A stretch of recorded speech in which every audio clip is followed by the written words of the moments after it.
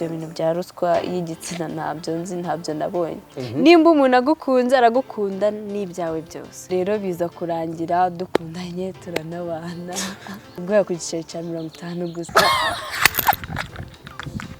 ntabwo atirekareka njyewe nahonje umurimo umwe ntabwo wagutungereka ntabwo bishoboka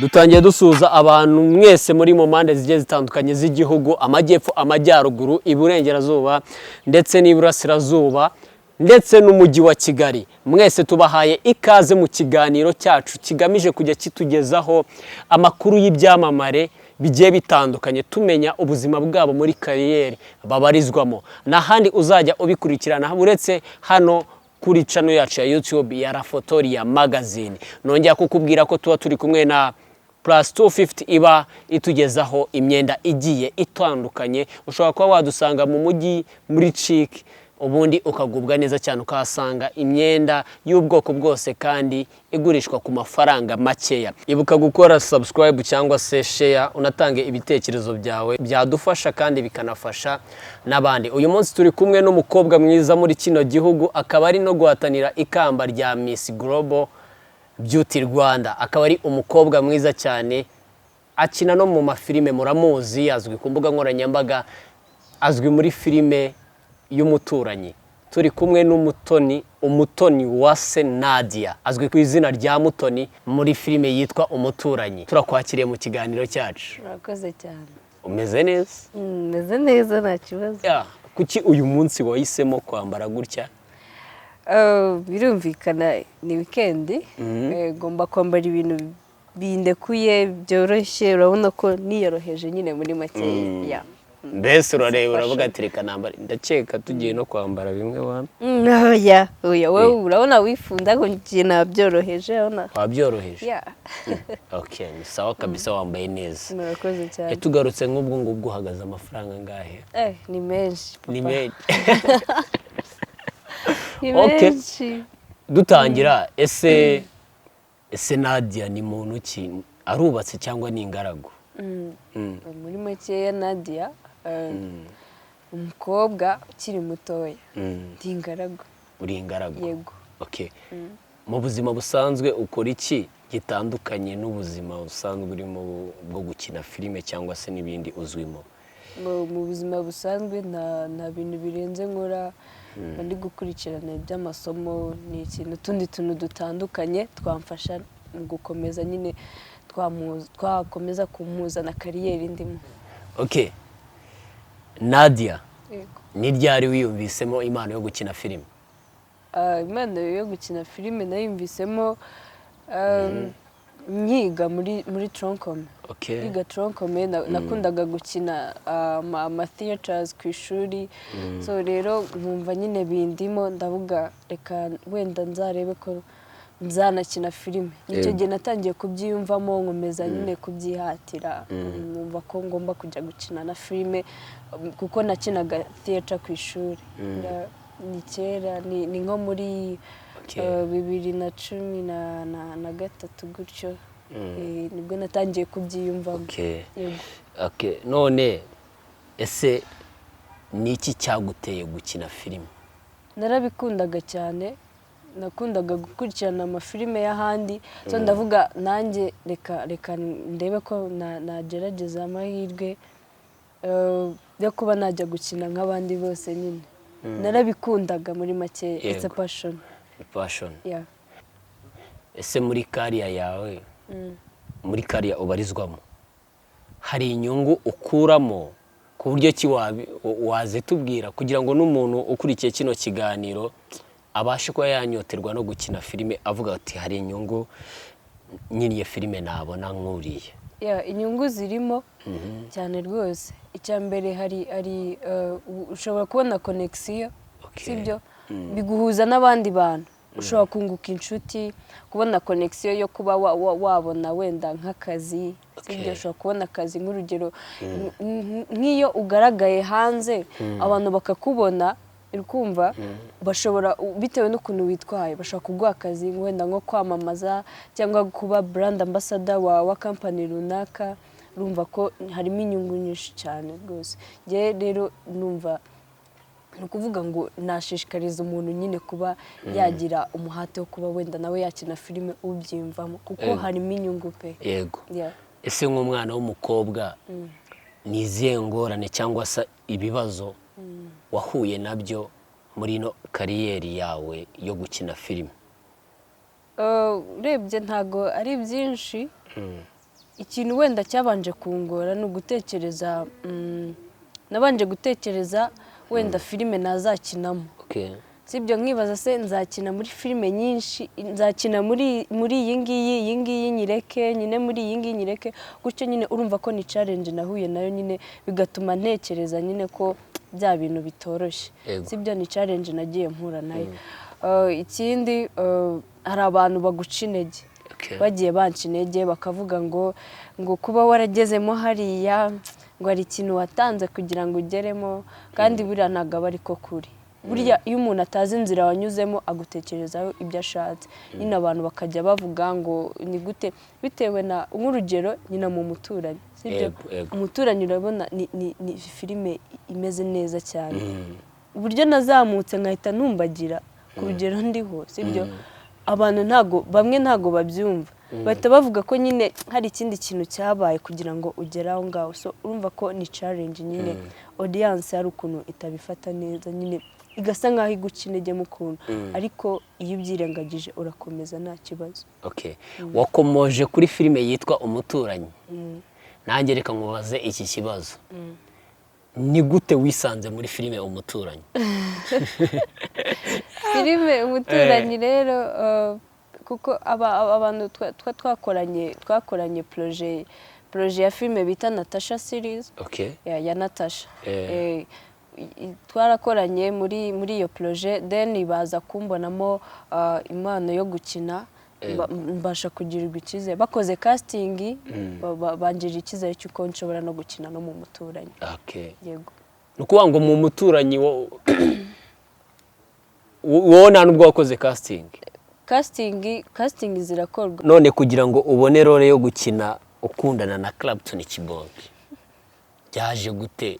Ese ntago byakugoye? Nanjye simbizi, niko nabisanze kuko Clapton wenda uko yakoze iriya filime niko yari yabipanze.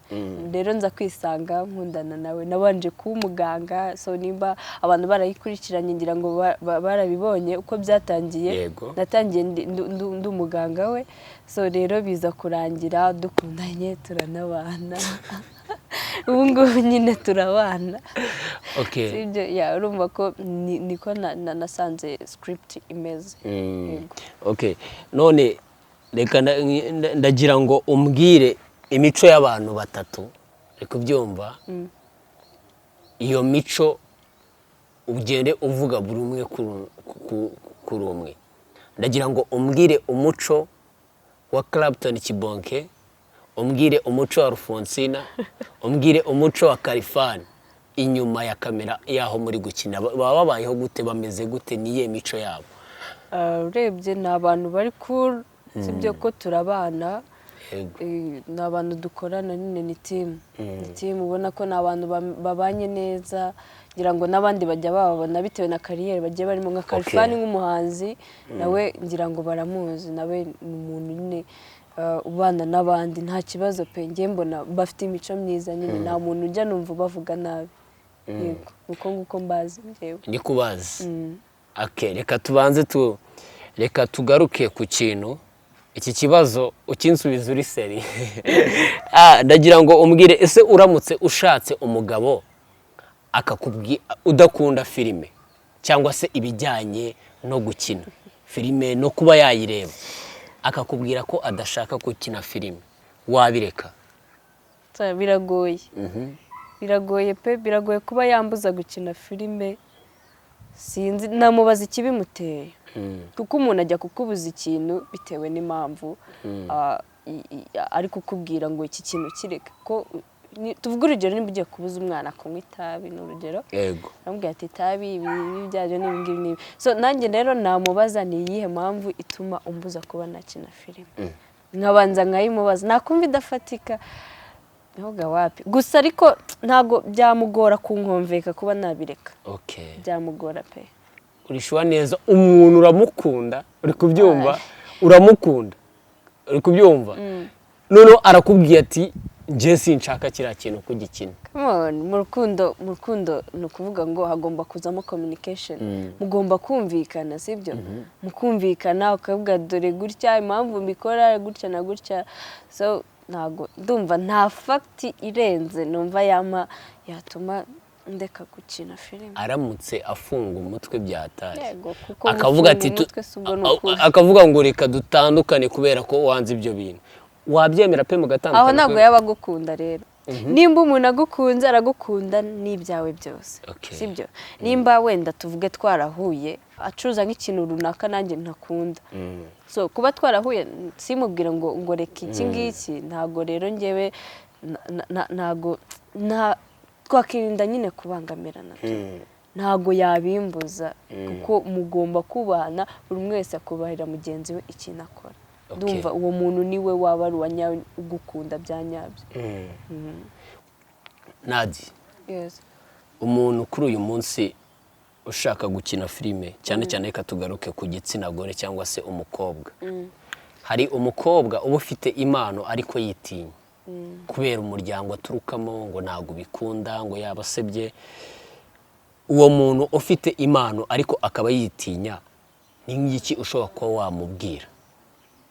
Ikintu namubwira especially ku bakobwa bijya bibabaho. Sibyo abantu bakababwira ngo muri nimba ushaka gukina filime ngo nago wakina filime ngo utabanje kugira ibi ngibi ukora ngo cyangwa iki abantu bakaguca intege. Wowe cyangwa wenda na famille ikaba yavuga ngo biriya bintu ntago tubikunda ngo ni ukwiyandarika ngo cyangwa ngo wavamo imico mibi.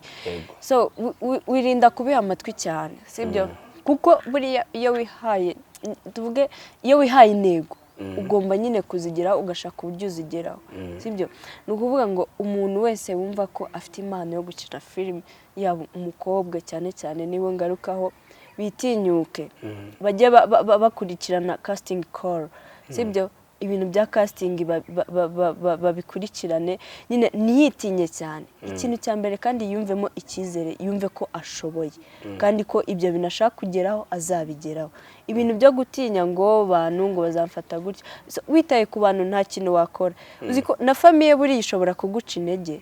Famille ishobora kuguca intege kandi tuzi ko hano hanze hari abantu babaho na famille bafite kandi bakagera kure sibyo. Ntukagire ubwoba ngo famille cyane ntago mvuze ngo basuzugure famille sibyo ariko ushobora kubabwira ati ngiye impamvu nkunda ibi bintu ni gutya na gutya kandi mbona ko ndamutse mbikoze nagera kuri iki ngiki namwe nkabahesha ishema kandi nkitwara neza. Barabyumva aho ngaho ni ukureka kwitinya rwose ibintu bimba bimeze. Hari abantu batitinya ku bwabo cyangwa se umuryango wabo. Twari turi kuri wa muntu utinya kuko ari umuryango aturukamo cyangwa se ngo muri societe yafatwa nabi.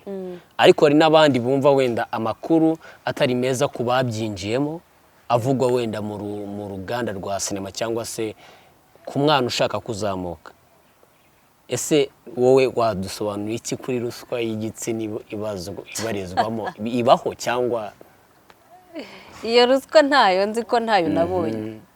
Ndanabyumva pe nanjye njya kujyamo narabyumvaga abantu bakabivuga ngo abakobwa ngo babanje kugira ibyo batanga ibitambo. Hari n'abantu babimbwiye first umuntu wambonye muri filime bwa mbere akavuga ngo nawe watanze ibitambo ndabwo uzabaza nako nta kintu namusubije pe ku mutima ati nyine kuko umutima wanjye nta kintu nshinja nta kibazo. Naramurebye nyine ndaseka ndamwihorera. So nukuvuga ngo ibyo bintu nta birimo kuko ntabyo nigeze mbona.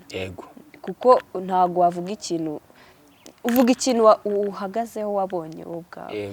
Je rero ibyo bintu bya ruswa y'igitsina ntabyo nzi ntabyo nabonye ntabyigeze bimba. Nabyigeze biba? Never. None se turi kugira hari umwana ufite impano uri hariya haba umukobwa cyangwa umuhungu ni ubuhe buryo ashobora kuba yayigaragazamo kugira ngo ya mpano ibashe kuba yamurika ibashe kuba yamurika ku buryo ki yayishyira hanze nyine akerekana ikimurimo. Hari ukuba njyewe mfite impano ariko nkaba ndi hariya mu bikari nazo uburyo cyiti ndaca muri zino nzira bigende gutya noneho ku buryo ki byazagera ku bantu bamenye ikindimo ni izihe nzira wamufasha kuba yanyuramo? Ikintu cya mbere ni ukuva muri ibyo bikari yaba ari munsi byo ibintu byo kwihishahisha ntabwo biba ari sawa, buriya ubwigunge ntabwo ari bwiza, buriya amakuru nicyo cya mbere, sibyo? Kubaza ku kintu runaka buriya birafasha. Ikindi kintu amatsiko nayo ni meza, ukabona ikintu ukakigira amatsiko bituma nyine wumva ushaka kukibazaho, bajye babaririza se bimeze gute, nyine bashakisha uburyo bwose babonamo amakuru yabafasha kugera kuri izo nzozi z'impano zabo bafite.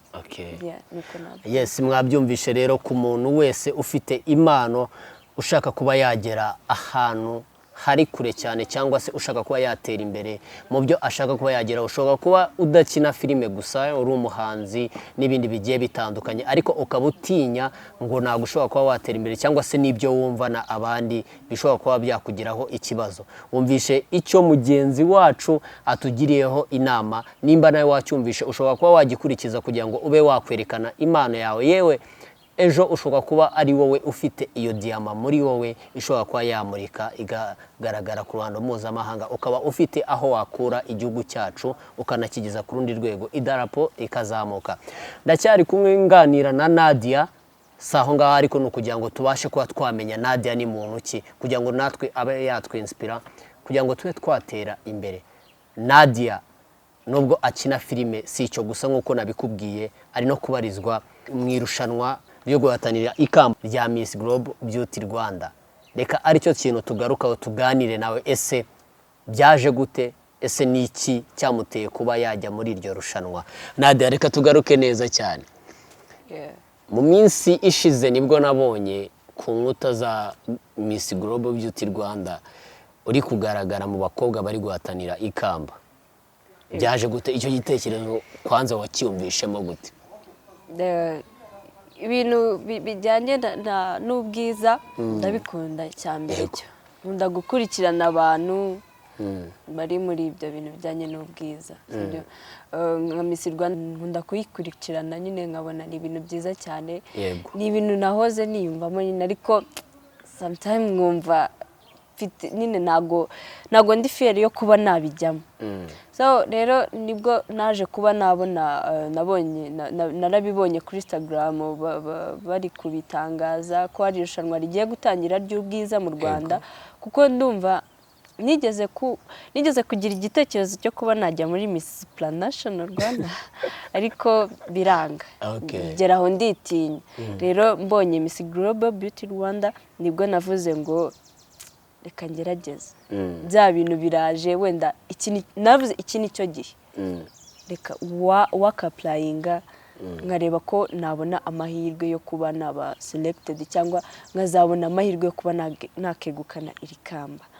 Nuko nguko byaje nabyiyumvishemo, ndavuga reka ngerageze. Ko Miss Rwanda irahari kandi tuzi ko hari brand imaje kubaka, hari naho iri gukura umukobwa ikamugeza ku rundi rwego. Kubera iki utifuje kujya mu guhatanira ikamba rya Miss Rwanda ukifuza kuza guhatanira ikamba rya Miss Global Beauty Rwanda? Miss Rwanda ntago nakunze kurikurikirana cyane. Hari igihe byabaga wenda ndi mu bintu by'amasomo simbashe kuba nabona umwanya wo kubyitabira, ariko rero iri ngiri ryo nabashije kuba nabona akanya ko kuba narikurikirana. Miss Rwanda ntago nabonye umwanya wo kuba naryitaho cyane, niyo mpamvu rero. Mu gihe uramutse utowe ugatorerwa nyine kuba Miss Global Beauty Rwanda 2021, dore ko igiye no kuba ku nshuro ya mbere nimba nibeshye, si ku nshuro ya mbere ije mu Rwanda, ni igiki ugomba kuba wafasha abakobwa bagenzi bawe cyangwa se n'abasaza babo, kuko nanjye mfite ibyo nshaka kugeraho ugomba kuba wamfasha? Ni izihe nyungu tuzakura muri Miss Nadia mu gihe yatwaye ikamba rya Miss Global Beauty Rwanda? ni ukuvuga ngo iri kamba ubundi riri open cyane. Umuntu uzaritwara first of all azabasha kuba yagira amahirwe yo kujya muri Miss World top model muri Miss World. Ashobora kuba yajya muri Miss arindi rushanwa bita Miss Golden Africa na Miss Global Tourism. Urumva ko ni amarushanwa mpuzamahanga, sibyo? Rero kuba ndamutse litwaye urumva ko byama amahirwe menshi yo kuba nakomeza kuba nahagarara igihugu cyanjye nkajya muri ayo marushanwa. Urumva ko nabangiye muri Miss muri top world model. Urumva ko ni ibintu byiza cyane ngakomeza guhagarara igihugu cyanjye menyekanisha ku rwego mpuzamahanga. Ese uramutse uratowe nibyo, reka tukomeze gutyo, sibyo?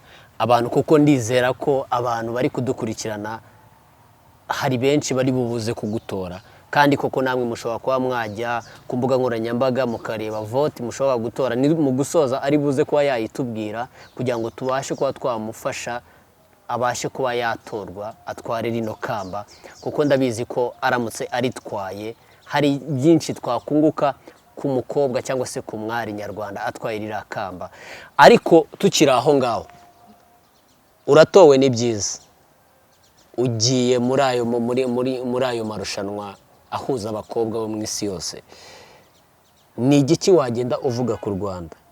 Ese wakwerekana izihe mbaraga igihugu gifite? Icyambere nk'uko irushanwa ryitwa harimo ijambo beauty, sibyo? Akerekana ko u Rwanda rufite abakobwa beza kandi birazwi cyane, birazwi cyane. Nicyo kintu cya mbere. Ikindi navuga ni uko u Rwanda ruha amahirwe menshi cyane, rwagerageje kuba rwazamura amahirwe y'umwana w'umukobwa.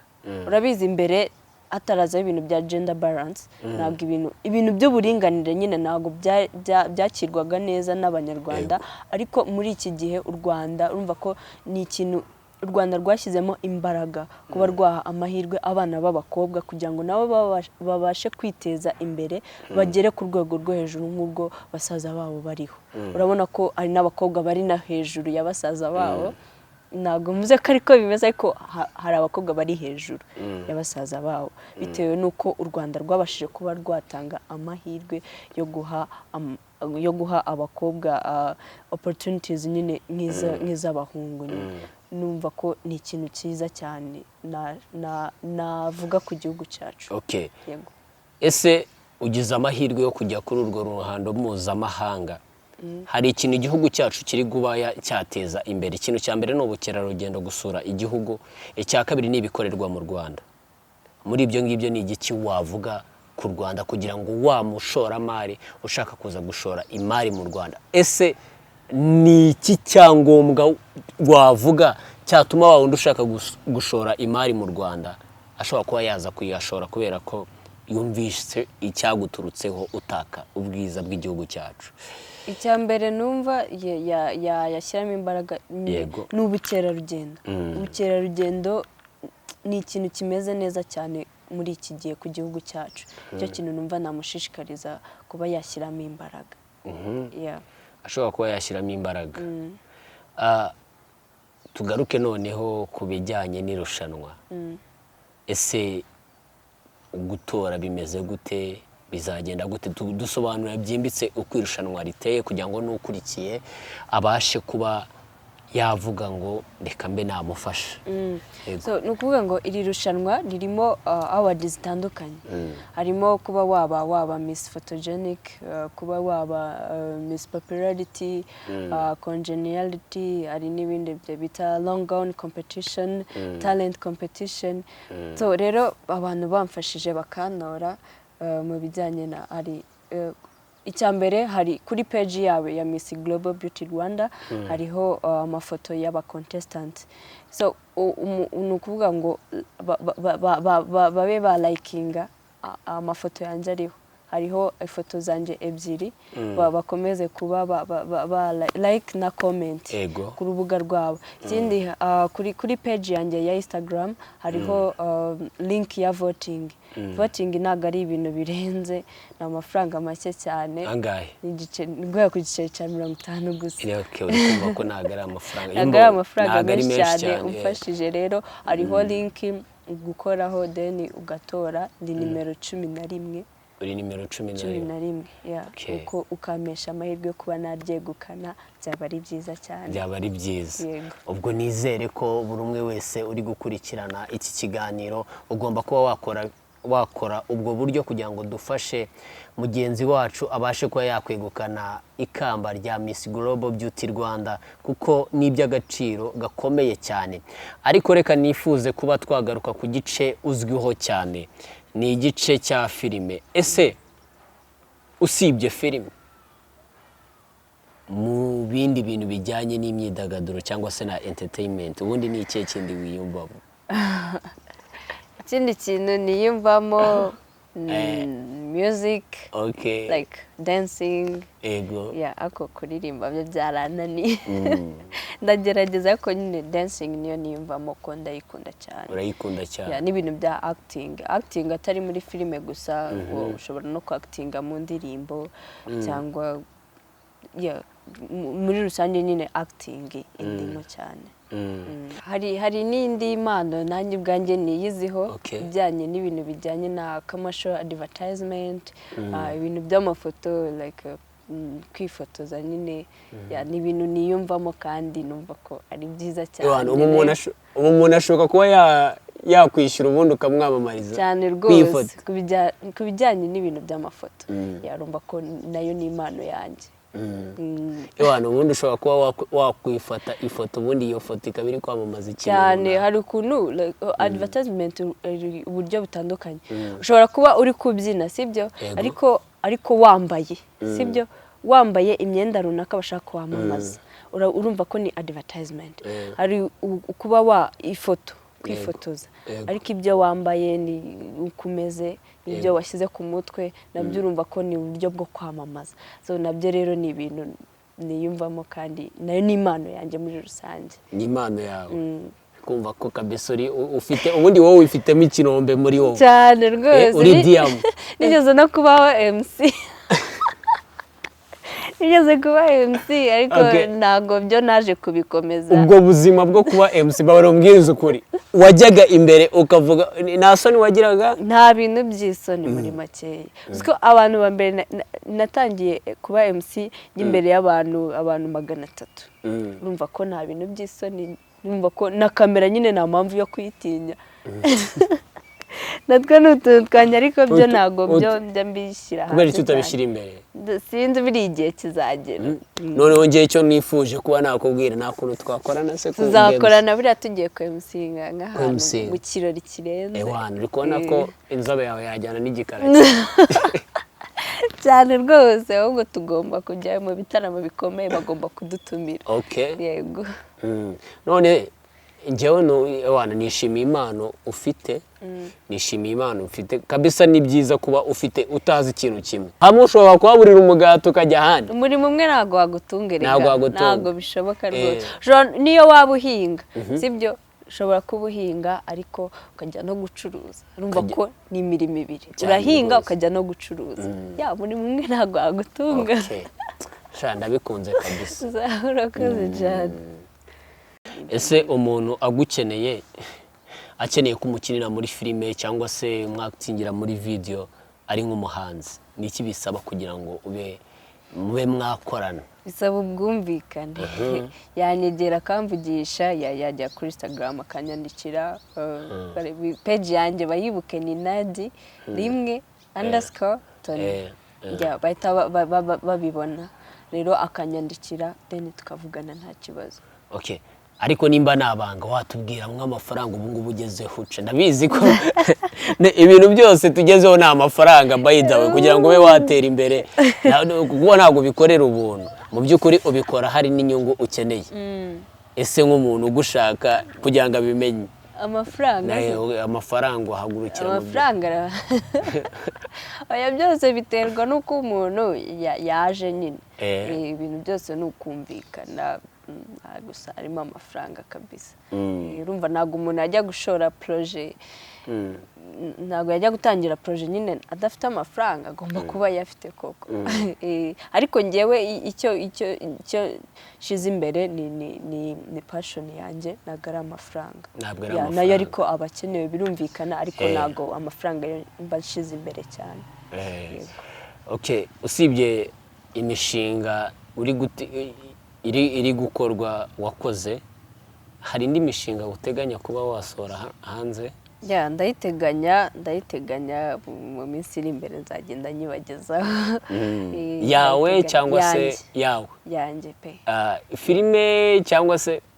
muri make ni projet ifatika it's all about business nyine business neza yego ubwijyanye n'ibiki ushobora gucuruza byose nyine ni business ariko imeze neza ariko ikiza cyane ni uko wayikuye muri ibyo ngibyo bijyanye na filime ndakeka cyane niho umuntu agenda yubakira uri kumva ko impano yawe hari icyo ugomba kuyibyaza umusaruro ugomba kuba wayibyaza umusaruro usibye umuturanyi wavuze na Natasha umuturanyi Natasha n'indi muvi nshasha nayo igiye gusohoka nzayibabwira hari n'iyindi natangiriye muri komedi ya makanika nayo natangiriyemo urumva ko ntabwo ari filime nyinshi ndimo ntabwo ari filime nyinshi Natasha makanika nanuze n'umuturanyi izo filime zose ari Natasha ari umuturanyi ndetse n'amakanika mu by'ukuri muri izo filime zose niye filime wahereza amahirwe yo kuba yakwegukana igikombe cyazo mu Rwanda mu bijyanye na filime kuko zose wazikinnyemo zose wazikinnyemo ariko uhawe amahirwe uri kubyumva cyangwa se ni wowe ufite kuba watanga igikombe abandi bose batoye Nadia ewana barakubwiye ati dushaka filime duha igikombe byangora nakubeshya ni ukuri byangora zose ni filime ziri ku rwego rwiza rumeze neza pe nta nimwe navuga ko iri hasi ni filime zimeze neza filime zimeze neza wavuze filime eshatu mu by'ukuri nubwo nari ndi kubaza se niyo ushobora kuba wahereza igikombe ariko mu by'ukuri ndagira ngo ubashe kuba watubwira ni gute ubasha gukina muri filime eshatu icyarimwe ariko byumva ubibasha gute ese nk'ubu ngubu Clapton abonye ugiye gukina muri kwa makanika cyangwa se muri la filime Natasha nta kibazo abigiraho ni gute ubasha kuba wabifatikanya byombi nicyo nshatse kuba nakwibaza rero ibyo bintu ntabwo filime tuvuge wenda nimba ngiye gukina muri iyi tuvuge urugero ngiye gukina muri Natasha so Natasha ntabwo numva ko ntabwo ubundi zipfa kubera igihe kimwe so ugerageza kuyimanaginga sibyo mbere y'uko ubundi wemera tuvuge nimba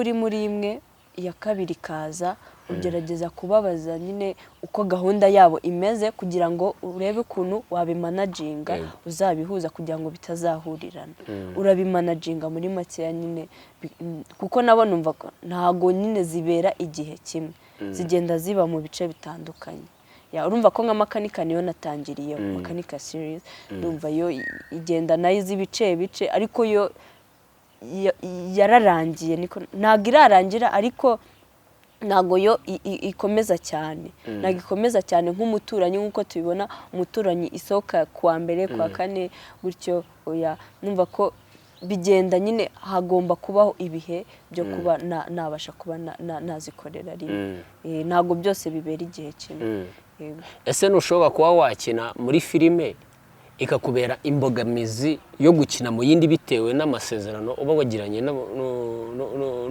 n'uwakoze iyo filime wagaragayeho ntabwo bishobora kuba byakuzitira n'ube wagaragara no mu zindi filime bibaho cyane kuko hari kampani ujyamo nyirayo akakubwira ngo nimba usinyemo hano ntabwo wemerewe kujya muri iyi ngiyi amasezerano atararangira umva ko ni imbogamizi ariko njye ntabwo birambaho ntabwo byari byakubaho ariko nyine ari abo bibaho ni ibintu byumvikana pe Yego. kuko ntabwo wakica kontra wasinyanye n'umuntu uba ufite kuyikurikiza rero ni ukuvuga ngo ntabwo umuntu yapfa ntabwo numva ko umuntu yapfa kuza kugufata gutya ngo ahite ajya kugusinyisha mutabanje kubyumvikana hagomba kubanza kubaho agreement hagati yanyu sibyo ubwumvikane akakubwira ngo wenda akakwereka kontra izamara igihe kingana gutya nawe ugatekereza se ntabwo bizambangamira cyangwa nta bindi mfite gukora nawe nyine ubanza kubyigaho ntabwo numva ko wapfa gusinya kontra utabanje kubyigaho numva ko byaba ari ikibazo nawe nyine byakubangamira wabangamirwa pe ugomba kubanza kubyigaho ntabwo upfa gusinya kontra utabanje kuyemera sawa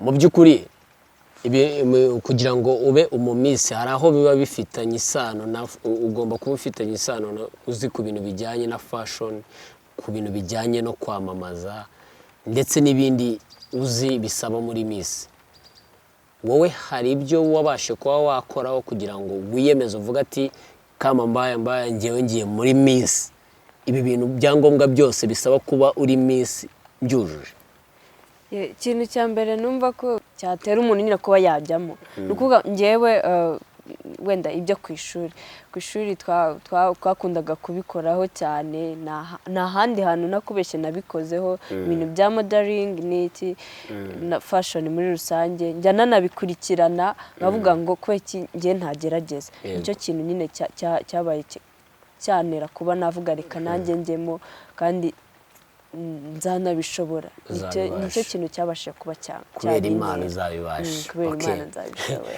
okay ni byiza cyane rero turimo turasoza twamenye byinshi kuri wowe kubijyanye na Miss uri na Miss Global Beauty Rwanda uri guhatanira ikamba mu gusoza ni nk'iki ushoboka kuba wageza ku banyarwanda bari kureba iki kiganiro n'ubuhe butumwa wabagenera mu by'ukuri cyambere nkomeje kubashimira ko bakomeje kunshyigikira muri rusange muri kariyeri yanjye barabingaragariza ni ikintu cyiza cyane kuba mbafite ikindi kintu nababwira ni uko bakomeza no kunshyigikira nkareba ko nazegukana iryo kamba ikindi ni ukwitinyuka ukihangira umurimo nube wakumva ko iki kintu ari kibi nta kijyamo ntagira gute kwitinyuka muri wowe ukumva ko ushoboye nicyo kintu numva ko nababwira muri rusange murakoze cyane murakoze turabashimiye kuba mwitabiye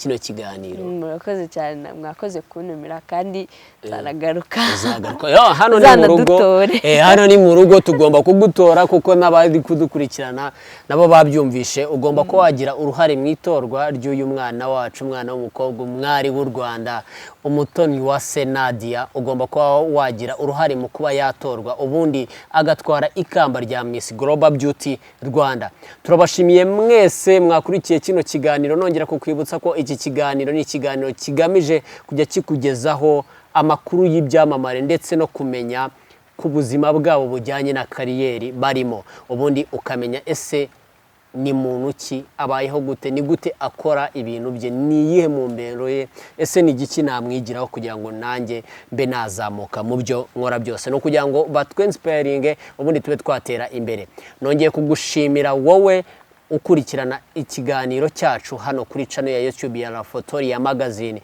mubwira ko LaFotolia yo nakagaruka ariko sinasoza nakubwiye ngo ugomba kuba wajya guhahira mu iduka ryiza cyane imyenda ricuruza imyenda myiza cyane iyo ngiyo nta yindi bayita plus 250 baba bagufitiye imyenda inkweto amakote imipira myiza ndetse n'ibindi bigiye bitandukanye mu gihe ukeneye kurimba ugiye ahantu hatandukanye rimba uri kumwe na plus 250 ubundi ugubwe neza cyane